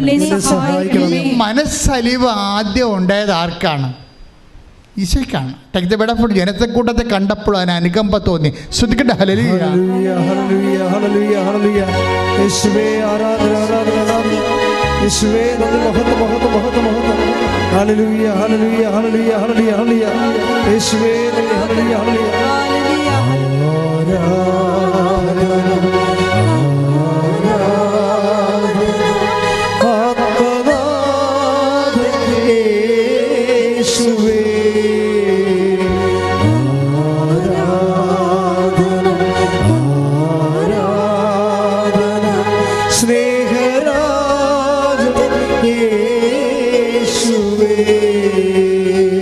മത്തായി 9:36. ജനക്കൂട്ടങ്ങളെ കണ്ടപ്പോൾ യേശുവിന് അവരുടെ മേൽ അനുകമ്പ തോന്നി. ഈ അനുകമ്പ, മനസ്സലിവ്, ഒരു സൽപ്രവൃത്തിയെ ക്രിസ്തുവിൻ്റെ കൃപാപര പ്രവൃത്തിയാക്കി മാറ്റുന്നത് ക്രിസ്തുവിൻ്റെ മനസ്സിൻ്റെ നിലവാരം സ്വീകരിക്കുമ്പോഴാണ്. അപ്പോൾ മാത്രമേ താഴെ വരാൻ പറ്റത്തുള്ള. മനസ്സിലായില്ലേ? ഒരു സൽപ്രവൃത്തിയെ കൃപാപര പ്രവൃത്തി ആക്കണത്, അത് ചെയ്യുമ്പോൾ ക്രിസ്തുവിൻ്റെ മനസ്സിൻ്റെ നിലവാരത്തിലേക്ക് നമ്മുടെ മനസ്സ് നിലവാരപ്പെടുമ്പോഴാണ് ശരിക്കും. അപ്പം അതറിയണമെങ്കിലേ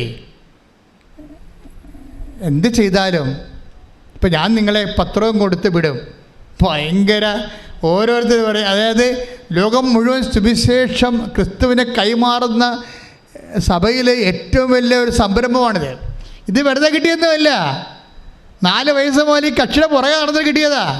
എങ്ങനെയാണ് ദൈവമേ സുവിശേഷ വേല ചെയ്യേണ്ടത്, അതിന് പട്ടക്കാരനായ പറ്റുമെന്ന് എനിക്കൊരു ബോധം ഉണ്ടായിരുന്നു 10ാം ക്ലാസ്സിലേക്ക് പഠിക്കുമ്പോഴൊക്കെ. അതിനുശേഷം പട്ടക്കാരനായതിനു ശേഷവും പിന്നെയും ബാക്കി കർത്താവെ സുവിശേഷ വേലയെക്കുറിച്ച് പിന്നെയും എനിക്ക് ഇതല്ല, ഈ ശങ്കരാചാര്യ പറഞ്ഞ പോലെ നേതി ഇതല്ല ഇതിൻ്റെ അപ്പുറത്തുണ്ടെന്ന്. അങ്ങനെ അപ്പുറത്തുള്ളതിനെ അന്വേഷിച്ചപ്പോഴാണ് കർത്താവ് നമ്മളെ ഉടമ്പടി വരെ എത്തിയത്. നിങ്ങളിന്ന് എന്തുമാത്രം പ്രേക്ഷിതരാണ് ഉള്ളത്. പക്ഷേ പ്രേക്ഷിതരെ അറിയേണ്ട ഒരു കാര്യമുണ്ട്. ഒരു പത്രം കൊണ്ടൊരു മനുഷ്യൻ്റെ മുമ്പിലേക്ക്, ഒരു ഓട്ടോറിക്ഷക്കാരൻ്റെ മുമ്പിലേക്ക്, അല്ലെങ്കിൽ ഒരു ഓഫീസിലേക്ക് ചെല്ലുമ്പോൾ അവിടെ നിങ്ങൾ തന്തക്ക് വിളിക്കുമെന്ന് ആദ്യമേ നിങ്ങൾ കരുതണം. കാര്യം അവർക്ക് അവിടെ നിന്ന് തന്തക്ക് വിളിക്കാനിരിക്കുന്നത് ആരായിരിക്കും? അവരായിരിക്കല്ലേ, ക്രിസ്തു തന്നെയായിരിക്കും. പോരെ, പണിയായം. കാര്യം വചനം അങ്ങനെയല്ല പോണത്. നിങ്ങളെ ഉപദ്രവിക്കുന്നവരിൽ ആരെ കാണുമെന്നാണ് പറയണത്? ക്രിസ്തുവിനെ കാണണം. എന്നിട്ട് എന്താ കാണണത്? ഈ മനോഭാവം സ്വീകരിച്ചുകൊണ്ട് നിങ്ങൾ എളിമപ്പെടണം. അല്ലാതെ അവരെയും തന്തക്ക് വിളിച്ചിട്ട് പോരരുത്. മനസ്സിലായില്ലേ? അതുകൊണ്ടാണ് യേശു ക്രിസ്തുവിൻ്റെ മനോഭാവം. Take the word of God. ഫിലിപ്പിയർ 2:6. ശ്രുതികട ഹല്ലേലൂയ ഹല്ലേലൂയ ഹല്ലേലൂയ ഹല്ലേലൂയ. യേശുവേ ആരാധന ആരാധന ആരാധന. യേശുവേ നന്ദി. ഹല്ലേലൂയ. ഫിലിപ്പി 2:5 മുതലുള്ള തിരുവചനങ്ങൾ. യേശുക്രിസ്തുവിനുണ്ടായിരുന്ന ഈ മനോഭാവം, പറഞ്ഞ യേശുക്രിസ്തുവിനുണ്ടായിരുന്ന ഈ മനോഭാവം നിങ്ങളിലും ഉണ്ടാകട്ടെ. ദൈവത്തിന്റെ രൂപത്തിലായിരുന്നെങ്കിൽ അവൻ ദൈവവുമായുള്ള സമാനത നിലനിർത്തേണ്ട ഒരു കാര്യമായി പരിഗണിച്ചില്ല. തന്നെ തന്നെ ശൂന്യനാക്കിക്കൊണ്ട് ദാസന്റെ രൂപം സ്വീകരിച്ച് മനുഷ്യരുടെ സാദൃശ്യത്തിൽ ആയിത്തീർന്ന് ആകൃതിയിൽ മനുഷ്യനെ പോലെ കാണപ്പെട്ടു. ഈ ആകൃതിയും മനുഷ്യനെ പോലെ ആയി കാണപ്പെട്ടു എന്നുള്ള മനുഷ്യാവതാരം തുടരുകയാണ്. എന്താ കാര്യം? പല മനുഷ്യന്മാരും നമ്മളോട് ക്രിസ്തുവിൽ വളരൂ എന്ന് പറഞ്ഞുകൊണ്ട് നമ്മളെ പീഡിപ്പിക്കുകയും ഞെരിക്കുകയും ചെയ്യും. അപ്പോൾ എന്ത് ചെയ്യണമെന്നാണ് പറയണത്? ബുദ്ധിയും ബോധമുള്ളവൻ ആഹ്ലാദിച്ചുല്ലസിക്കുവൻ. എന്താ കാര്യം?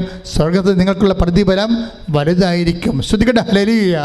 Take the word of God. ഹല്ലേലൂയ ഹല്ലേലൂയ ഹല്ലേലൂയ ഹല്ലേലൂയ. യേശുവേ നന്ദി. ഹല്ലേലൂയ. ഇത്ര നല്ല ദൈവത്തോടു ഞാൻ എന്തു ചെയ്തു നന്ദി ചൊല്ലിടും.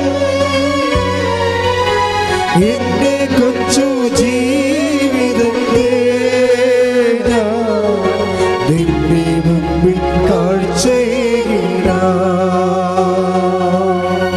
ലൂക്ക 6:35. എന്നാൽ നിങ്ങൾ ശത്രുക്കളെ സ്നേഹിക്കുവിൻ. തിരിച്ചു കിട്ടും എന്ന് പ്രതീക്ഷിക്കാതെ മറ്റുള്ളവർക്ക് നന്മ ചെയ്യുകയും വായ്പ കൊടുക്കുകയും ചെയ്യുവിൻ. അപ്പോൾ നിങ്ങളുടെ പ്രതിഫലം വലുതായിരിക്കും. നിങ്ങൾ അത്യുന്നതന്റെ പുത്രന്മാരായിരിക്കുകയും ചെയ്യും. മനുഷ്യർ നിങ്ങളെ അവഹേളിക്കുകയും വ്യാജമായി എല്ലാത്തരം കുറ്റങ്ങളും നിങ്ങളുടെ മേൽ ആരോപിക്കുകയും ചെയ്യുമ്പോൾ നിങ്ങൾ ആഹ്ലാദിച്ചുല്ലസിക്കുവിൻ എന്ന് പറഞ്ഞ് മനുഷ്യർ നിങ്ങളെ അവഹേളിക്കുകയും വ്യാജമായി എല്ലാ കുറ്റങ്ങളും നിങ്ങളുടെ മേൽ ആരോപിക്കുകയും ചെയ്യുമ്പോൾ ആഹ്ലാദിച്ചുല്ലസിക്കുവിൻ. എന്തുകൊണ്ടെന്നാൽ സ്വർഗത്തിലുള്ള പ്രതിഫലം വലുതായിരിക്കും. ഇപ്പം ചില സമയത്ത് ക്രിസ്തുവിന് വേണ്ടി ഇതുപോലെ അപമാനങ്ങൾ ഏറ്റാൽ എന്ത് ചെയ്യണം? നമ്മൾ വിഷമിച്ച് വീട്ടിൽ പോരെന്നല്ല പറയണത്, ആഹ്ലാദിച്ച് ഉല്ലസിക്കണം. എന്താ കാര്യം? മത്തായി 5:11-12. എന്നെ പ്രതി മനുഷ്യർ നിങ്ങളെ അവഹേളിക്കുകയും പീഡിപ്പിക്കുകയും എല്ലാവിധ തിന്മകളും നിങ്ങൾക്കെതിരെ വ്യാജമായി പറയുകയും ചെയ്യുമ്പോൾ നിങ്ങൾ ഭാഗ്യവാന്മാർ. നിങ്ങൾ ആനന്ദിച്ചാഹ്ലാദിക്കുവിൻ. സ്വർഗത്തിൽ നിങ്ങളുടെ പ്രതിഫലം വലുതായിരിക്കും. സ്വർഗത്തിൽ പ്രതിഫലമെന്ന് മാത്രം പറഞ്ഞാൽ ഓക്കെ. ഇതങ്ങനെയല്ല പ്രശ്നം. വലിയ പ്രതിഫലമുണ്ട്, ചെറിയ പ്രതിഫലമുണ്ട്. മനസ്സിലായില്ലേ? ഇത് ഭയങ്കര സീരിയസ് വിഷയമാണ്. അതായത് ഓരോ വ്യക്തികൾക്കും അവരുടെ അധ്വാനത്തിന് ആനുപേക്ഷികമായ പ്രതിഫലമാണ് ലഭിക്കുന്നത്. അപ്പം അതിനകത്ത് വലിയ പ്രതിഫലമുണ്ട്. ഞാൻ എപ്പോഴും നിങ്ങളോട് പറയും, സൂര്യനുണ്ട്, ചന്ദ്രനുണ്ട്, നക്ഷത്രങ്ങളുണ്ടെന്ന് പറഞ്ഞില്ലേ? അതുപോലെ തന്നെ മഹത്വം കൃപ സ്വീകരിക്കുന്ന അനുസരിച്ച് കൊണ്ട് നമുക്ക് ആർജിക്കുന്ന മഹത്വം വലിയ മഹത്വമുണ്ട്, ചെറിയ മഹത്വമുണ്ട്. മഹത്വമില്ലായ്മയും ഉണ്ടാകും ചിലപ്പോൾ. അതുകൊണ്ട് തന്നെ നിങ്ങൾ ഓർക്കുക, സൽപ്രവൃത്തികൾ കൂടിപ്പോയെന്ന് ആരും ചിന്തിക്കരുത്, എത്ര കൂടിയാലും. അതുകൊണ്ടാണ് ഈശോ പറഞ്ഞത്, എന്തെല്ലാം തരം അപകട മേഖലകളിലൂടെയാണ് സുവിശേഷത്തിൻ്റെ സാക്ഷ്യ ജീവിതം ഈശോ മുന്നേറ്റിക്കൊണ്ടു പോകണമെന്നറിയാവോ? മനുഷ്യർ നിങ്ങൾ ചണ്ട കൂടി ഉടുപ്പ് കരസ്ഥമാക്കുക, അവഹേളിക്കുക, വേച്ചമായ കുറ്റം ആരോപിക്കുക, അപ്പോൾ നിങ്ങൾ ആഹ്ലാദിക്കുവിൻ. സത്യസന്ധമായ ദൈവത്തെ, സ്വർഗത്തെ കണ്ടവർക്ക് മാത്രമേ ഇതുപോലെ വ്യക്തമായിട്ട് മനുഷ്യരാശിയെ പ്രബോധിപ്പിക്കാൻ പറ്റത്തുള്ളൂ. അല്ലാത്തവർക്ക് വേദകപരമായിട്ടുള്ള കുറേ സ്വപ്നങ്ങളെ കൊണ്ട് കൊടുത്ത് മാനുഷികമായിട്ട് മനുഷ്യനെ വഞ്ചിക്കുകയാണ് ചെയ്യണത്. സത്യസന്ധമായി ഈ ഭൂമിയിൽ നാം അനുഭവിക്കുന്ന എണ്ണീന് പറയുന്ന മാനസിക ശാരീരിക പീഡകൾ, when we receive it in the name of Jesus Christ, we are in our kingdom of God. നമ്മൾ ദൈവത്തിൻ്റെ ആലയത്തിലാണ്, അവൻ്റെ ദൈവരാജ്യത്തിലായിരിക്കും. അപ്പം ദൈവരാജ്യത്തിനെ പ്രതിയായിട്ട് നിങ്ങൾ കാഴ്ചവെക്കണം. എന്ത് വിഷയമുണ്ട്? അതുകൊണ്ടാണ് നിങ്ങൾ പരമാവധി മിണ്ടാൻ പോകണ്ട എന്ന് ഈശോ പറയണത്, ശണ്ട കൂടാൻ പോകണ്ട എന്ന് ഈശോ പറയണത്. ചിലയിടത്ത് തോറ്റു കൊടുക്കാൻ പറയും, ചിലത് തല്ലും കൊണ്ട് പോരാൻ പറയും. എന്താ കാര്യം? നമുക്കിനിയും പോകാൻ ഇടമുണ്ട്. അതുകൊണ്ടാണ്. പോകാനിടമില്ലാത്തവർ തല്ലും കൊണ്ട് പോരണ്ട, തിരിച്ച് തല്ലിട്ട് പോരാൻ പറയും. അവർക്ക് പോകാനിടമില്ല. ഈ ഭൂമി വെച്ച് അവരുടെ ജീവിതം അവസാനിക്കുകയാണ്, സെമിത്തേരി വെച്ച്. പക്ഷെ നീ അങ്ങനെയല്ല. നിനക്ക് വേണ്ടി മരിച്ചവൻ നിനക്ക് വേണ്ടി ഉയർത്തെഴുന്നേറ്റുകൊണ്ട് അവൻ വീണ്ടും വരുമെന്ന് പറയുന്നുണ്ട്. സമരക്കാരൻ പറയുന്ന കഥയിൽ ഒരു വാക്കുണ്ട്. എന്താണ് ആ വാക്ക്? ആ മനുഷ്യനെ കൊണ്ട് സത്യത്തിലാക്കിയിട്ട് പറയും, 2 ദിനാറ കൊടുത്തിട്ട് പറയും, എന്തെങ്കിലും കുറവുണ്ടാകും, എനിക്കറിയാം, ഇവന് എന്തെങ്കിലും കുറവുണ്ടായാൽ ഞാൻ തന്നെ അത് നികത്താതിരിക്കത്തില്ല. എപ്പോഴാണ്? ഞാൻ തിരിച്ചു വരുമെന്ന്. ആരാണ് തിരിച്ചു വരാൻ പോണത്? നിനക്ക് വേണ്ടി ക്രൂശിക്കപ്പെട്ടവൻ തിരിച്ചു വരുമെന്ന് അവൻ പറഞ്ഞിട്ടുണ്ട്. അതാണ് ക്രിസ്തു. ലൂക്ക 10:35. അടുത്ത ദിവസം അവൻ സത്രം സൂക്ഷിപ്പുകാരന്റെ കയ്യിൽ 2 ദിനാറ കൊടുത്തിട്ട് പറഞ്ഞു, ഇവന്റെ കാര്യം നോക്കിക്കൊള്ളണം. കൂടുതലായി എന്തെങ്കിലും ചെലവാകുന്നെങ്കിൽ ഞാൻ തിരിച്ചു വരുമ്പോൾ തന്നുകൊള്ളാം. ഹല്ലേലൂയ, ആരാധന, ഹല്ലേലൂയ. പാടി വാഴ്ത്തുന്നെല്ലാരും പ്രിയരേ നിൻ സ്നേഹം ഓർക്കുന്നെല്ലാരും. ഒരുമിച്ച് എല്ലാവരും പാടി വാഴ്ത്തുന്നെല്ലാരും പ്രിയരേ നിൻ സ്നേഹം ഓർക്കുന്നെല്ലാരും.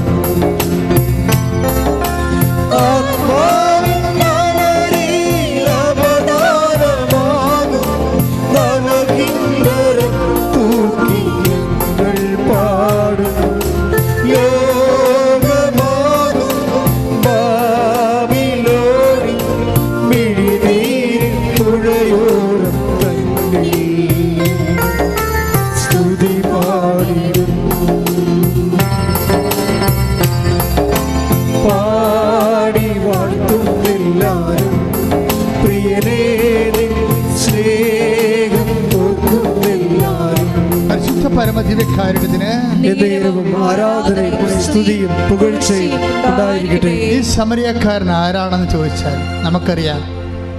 പരിശുദ്ധാത്മാവിലാണ് സുവിശേഷം വായിക്കുന്നുണ്ടെങ്കിൽ ആത്മാവ് അവനോട് പറയും, ഇത് നിനക്ക് വേണ്ടി ക്രൂശിക്കപ്പെട്ടവനാണ്. ഇവൻ്റെ കയ്യിരിക്കുന്ന വെള്ളം, ഇവൻ്റെ കയ്യിരിക്കുന്ന വീഞ്ഞും എണ്ണയുമാണ് നിന്നെ ആത്മാവിനെ പൂരിതമാക്കിയിരിക്കുന്ന ദൈവത്തിൻ്റെ കൃപ. ഇവനെന്താ പറയണത്? ആ സത്യസൂക്ഷിപ്പുകാരനോട് പറയുന്ന വാക്കുണ്ട്. എന്താ പറയണത്? എന്തെങ്കിലും കൂടി ചിലവാകണമെങ്കിൽ. അതാരോട് പറയണതാ? ആരെല്ലാം കർത്താവിന് വേണ്ടി വേല ചെയ്യുന്നുവോ അവനോടെല്ലാം ദൈവം പറഞ്ഞ വാക്കാണ്, നിൻ്റെ സഹോദരന് വേണ്ടി, അമ്മയ്ക്ക് വേണ്ടി, അപ്പന് വേണ്ടി, അയൽവാസിക്ക് വേണ്ടി, നിൻ്റെ ശത്രുവിന് വേണ്ടി പോലും എന്തെങ്കിലും കൂടി നിൻ്റെ കയ്യിൽ ചിലവാകണമെങ്കിൽ എൻ്റെ ദൈവവേദനെ അത് സൗജന്യമല്ല, ഐ വിൽ റീപേ ഇറ്റ്, ഞാനത് തിരിച്ചു തരും. എപ്പോഴാണ്? ഞാൻ വരുമ്പോൾ വരണവരെ നീ കാത്തിരിക്കണം. കൈയടിച്ച് കർത്താവ്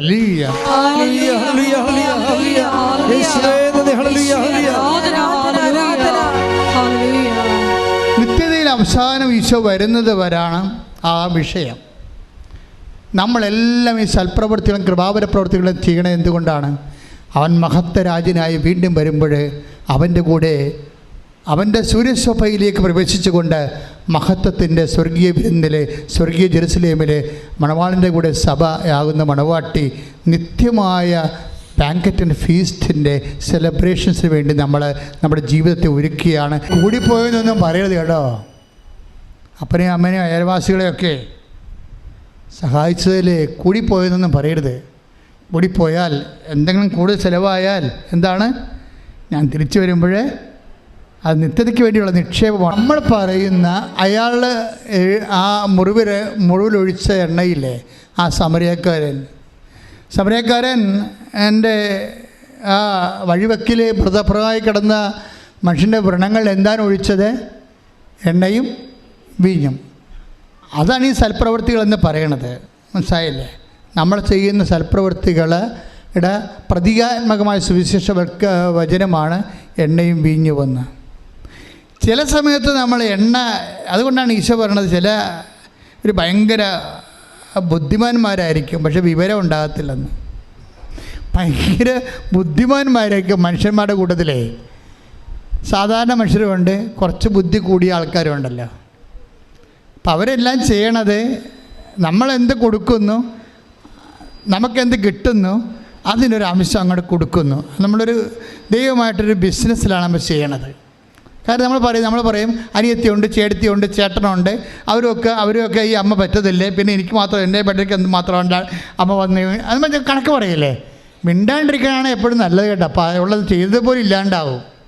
നമ്മളുടനെ പറയത്തില്ലേ, ആശുപത്രി പോയി നിൽക്കുമ്പോൾ, അമ്മയുടെ കൂടെ ആശുപത്രി പോയി നിൽക്കുമ്പോൾ പറയത്തില്ലേ, ഞാൻ മാത്രമുള്ള അനിയത്തിയുണ്ട്, അവൾ വന്ന് നിൽക്കണില്ല, അവൾ ടീച്ചറാണ്, മൂർത്തി ചേട്ടത്തിയുണ്ട്, അവിടെ കാനഡയിൽ പോയിരിക്കുകയാണ്, അവിടെ ഇങ്ങനെ വരത്തിരിക്കുക, പിടിക്കത്ത് പോയില്ല, ഞാൻ മാത്രമാണ് എൻ്റെ പള്ളിക്കാണെല്ലാം കിടക്കണമെന്ന്.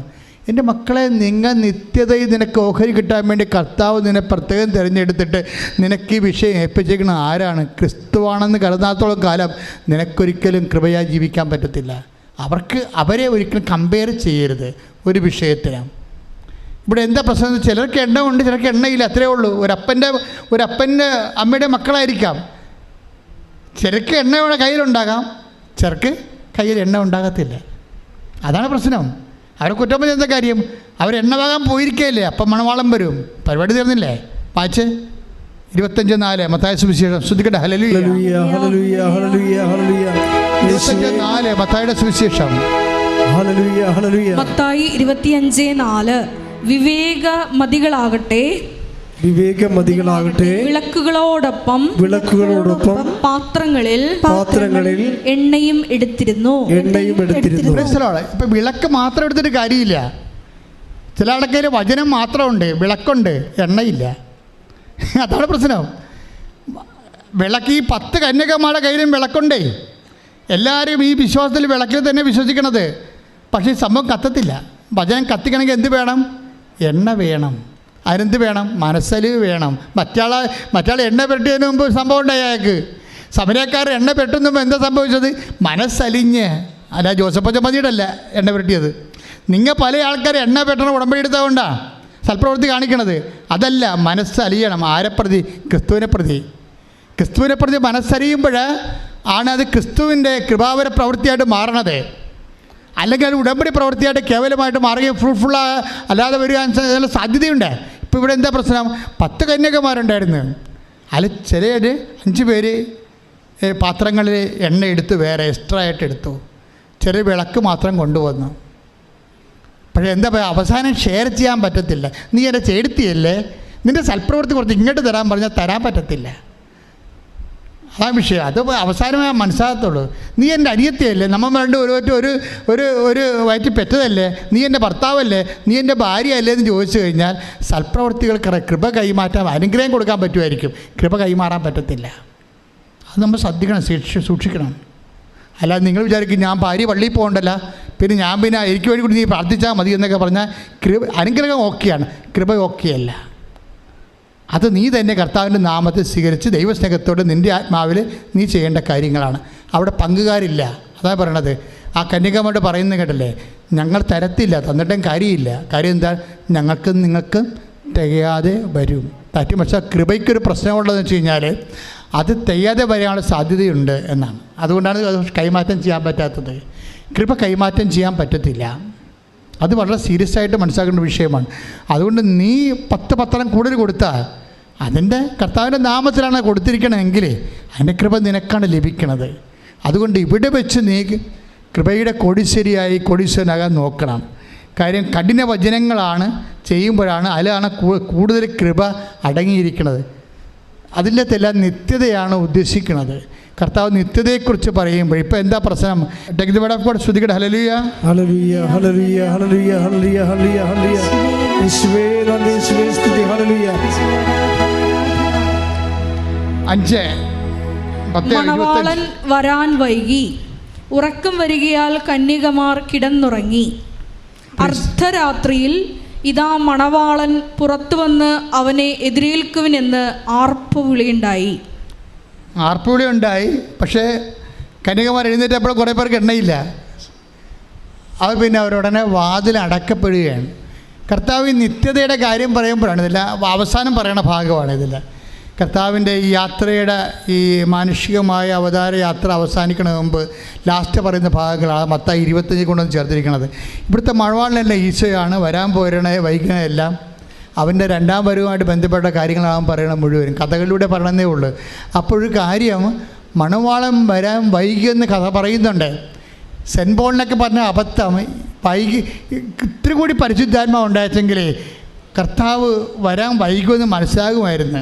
ശരിക്കും അവരിപ്പോൾ വരുമെന്ന് പറഞ്ഞുകൊണ്ട് ആദ്യകാലങ്ങളിരുന്ന് ഇപ്പോൾ വരും കർത്താവ്, ഇപ്പോൾ വരുമെന്ന് പറഞ്ഞു. അതിൻ്റെ വചനങ്ങളുണ്ട് ഇപ്പോൾ വരുന്നത്. പക്ഷേ വരാൻ വൈകുമെന്ന് കർത്താവ് തന്നെ പറഞ്ഞിട്ടുണ്ട്. 10:25 മണവാള ഇപ്പം ഈ നമ്മൾ ഇമ്മീഡിയറ്റ് പരൂസ്യ എന്നും പറഞ്ഞ ആദിമസഭയെ കുറേ കാലം വിശ്വസിച്ചതാണ്. അതായത് ഇപ്പം കർത്താവ് വരുമെന്ന്. പക്ഷേ കർത്താവ് തന്നെ പറഞ്ഞിട്ടുണ്ട് മണവാളൻ വരാൻ വൈകും. അതാണ് മണവാളനെ കൊടുത്തിരിക്കുന്ന കാര്യം. അപ്പോൾ എന്നാ പറ്റിയിരിക്കണത്? എത്ര വൈകിയാലും നമ്മുടെ കയ്യിൽ എന്തുണ്ടാകണം? കൃപയുണ്ടാകണം. നമ്മുടെ കയ്യിൽ കൃപയുണ്ടാകണം. നമുക്ക് കൃപാവര പ്രവൃത്തികളുണ്ടാകണം. അതുകൊണ്ട് എന്താണ്? ജാഗ്രതയുണ്ടാകണം ഈ വിഷയത്തിൽ. ഉടമ്പടി നിങ്ങളെ ഉയർത്തണം അങ്ങനെയാണ്. പക്ഷെ ചെയ്യുന്ന പ്രവൃത്തികൾ ദൈവസംഘത്തോടെ ചെയ്യണമെന്നാണ് ഇത്രയും നേരം പറഞ്ഞതിൻ്റെ ചുരുക്കം. ശ്രുതികട്ടെ ഹല്ലേലൂയ ഹല്ലേലൂയ ഹല്ലേലൂയ ഹല്ലേലൂയ ഹല്ലേലൂയ.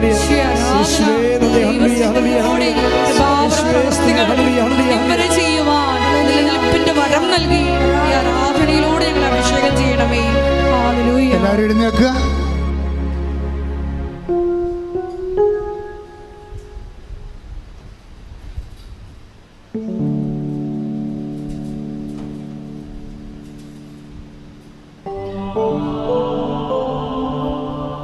ഈശോയെ തന്നെ നോക്കുക.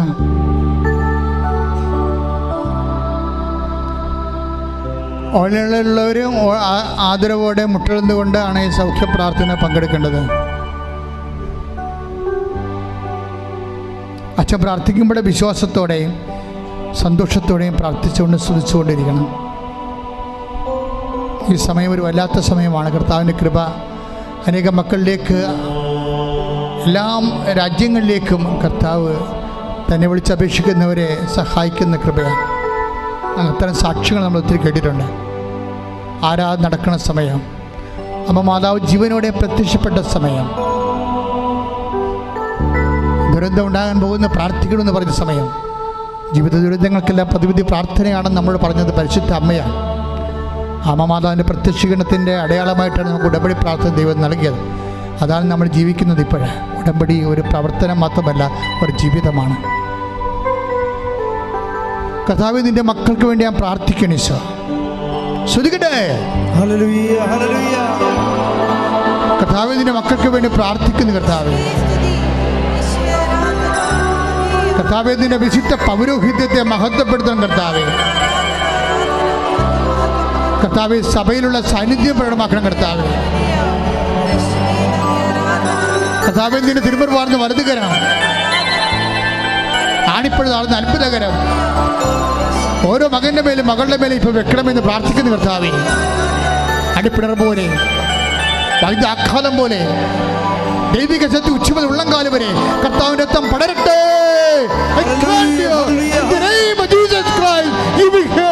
യേശുവേ ഹല്ലേലൂയ ഹല്ലേലൂയ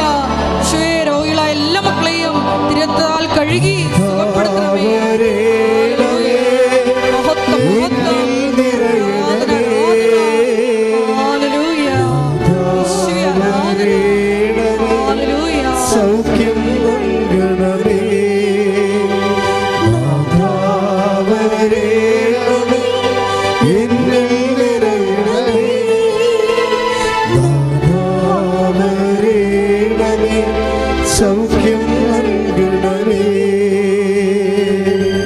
എൻ്റെ പ്രിയപ്പെട്ടവരെ, ഒരു മകനെപ്പോലും മകളെപ്പോലും തന്നെ വിളിച്ചപേക്ഷിക്കുന്ന, നാമം വിളിച്ചപേക്ഷിക്കുന്ന ഒരു മകനെപ്പോലും കർത്താവ് ഒഴിവാക്കത്തില്ല. നിങ്ങൾ ധൈര്യമായിട്ട് രോഗമുള്ള ഇടത്ത് കൈകൾ വെച്ചുകൊണ്ട് പ്രാർത്ഥിക്കട്ടെ, സ്തുതിക്കട്ടെ, സ്തുതിക്കട്ടെ, സ്തുതിക്കട്ടെ.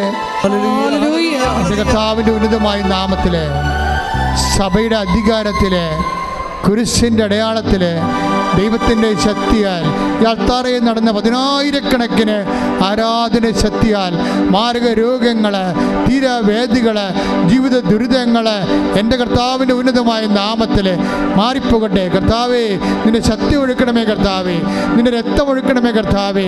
കണ്ണീരോടെ പ്രാർത്ഥിക്കുന്ന കർത്താവേ, എല്ലാ പേശികളിലും, കോശങ്ങളിലും, അസ്ഥികളിലും, സന്ധികളിലും വാതരോഗങ്ങൾ, പിസ്തുല രോഗങ്ങൾ, പിസ്വ രോഗങ്ങൾ, ഹൃദയരോഗങ്ങൾ, കരരോഗങ്ങൾ, കിഡ്നി രോഗങ്ങൾ, തൈറോയ്ഡ് രോഗങ്ങൾ, ബ്രെയിൻ അസുഖങ്ങൾ, യേശു ക്രിസ്തുവിന്റെ നാമത്തില് മാരക രോഗങ്ങൾ, ത്വക്ക് രോഗങ്ങൾ യേശുവിന്റെ നാമത്തില്, യേശുവിന്റെ നാമത്തില് മാറിപ്പോകട്ടെ. ശ്രദ്ധിക്കട്ടെ.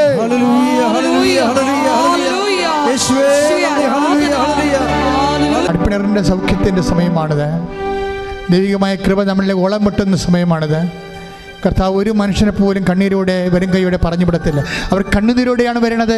ഞാൻ അവരെ ആശ്വസിപ്പിച്ച് പറഞ്ഞേക്കുമെന്ന് പറഞ്ഞത് ദൈവത്തിൻ്റെ വചനമാണെങ്കിൽ ആകാശം മാറിയാലും ഭൂമി മാറിയാലും മാറാത്ത വചനം ഇപ്പോൾ നിന്നെ ആശ്വസിപ്പിക്കുന്ന സമയമാണ്. ശ്രദ്ധിക്കട്ടെ.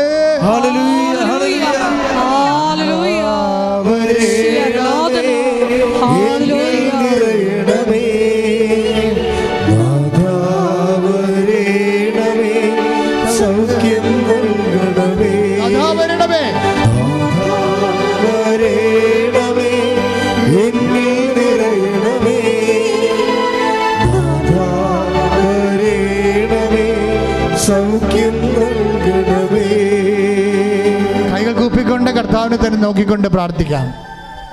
ഇപ്പോൾ നമ്മൾ പ്രാർത്ഥിക്കാൻ പോകുന്ന വിഷയങ്ങൾ, വിവാഹം ഒത്തുവരാത്ത മക്കൾ.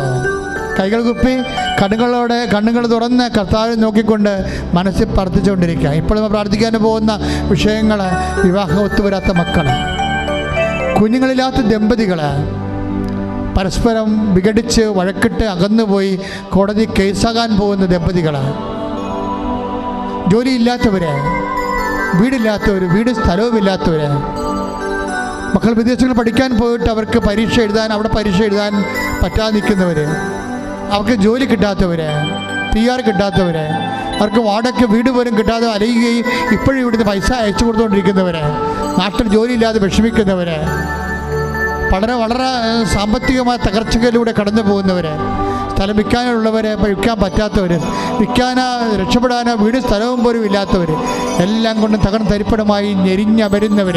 മാതാവേ, അമ്മ മാതാവേ, ജീവനോടെ പ്രത്യക്ഷപ്പെട്ട ഉടമ്പടി നൽകിയ അമ്മ, പരിശുദ്ധ അമ്മ, ദേവമാതാവേ, ഈശോയുടെ ജീവനോടെ പ്രത്യക്ഷപ്പെട്ടുകൊണ്ടിരിക്കുന്ന ഈ നിമിഷങ്ങൾ ഞങ്ങളുടെ മക്കൾക്ക് വേണ്ടി കണ്ണീരോടെ പ്രാർത്ഥിക്കുന്നു. എന്തെല്ലാം വിധത്തിൽ ആരെല്ലാം ഏതെല്ലാം വേദന അനുഭവിക്കുന്നു, സഹായിക്കാൻ ഒരു മനുഷ്യൻ പോലും ഇല്ലാത്ത അവസ്ഥകൾ ദൈവത്തിൻ്റെ കരുണ, അമ്മയുടെ പ്രത്യേക കാരുണ്യം, ആദ്യത്തോടെ യേശു നാമത്തിൽ നിന്റെ വിടുതൽ പ്രാപിക്കുകയും സൗഖ്യപ്പെടുകയും ചെയ്യട്ടെ. മൗന പ്രാർത്ഥനയുടെ സമയമാണ്. അച്ഛൻ വിട്ടുപോയ വിഷയങ്ങൾ, എൻ്റെ മക്കൾ സ്വകാര്യ കാര്യങ്ങൾ കണ്ണീരോടെ മാതാവിൻ്റെ മധ്യശീശയ്ക്ക് സമർപ്പിക്കുക.